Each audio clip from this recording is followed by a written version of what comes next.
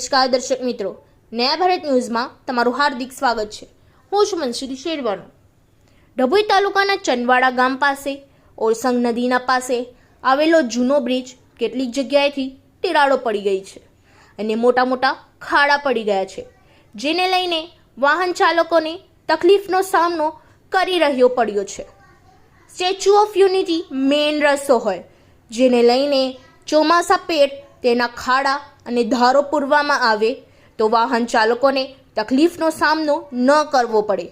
હાલ તો ખાડા દેખાય છે, ચોમાસાનો વરસાદ પડે, ખાડામાં પાણી ભરાય તો ખાડા દેખાતા નથી। સ્ટેટ હાઈવેના અધિકારીઓ માત્ર ચોમાસાના ગણતરીના દિવસો બાકી રહ્યા હોય તેવી મોટી મોટી તિરાડોના કારણે વાહન ચાલકોને પંચર પડવાના પણ બનાવો વધુ બની રહ્યા છે।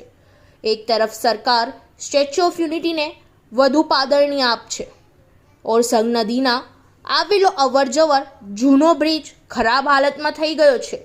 આવનારા દિવસોમાં સ્ટેચ્યુ ઓફ યુનિટી વાહન અવાજમાં પણ વધારો થઈ રહ્યો છે।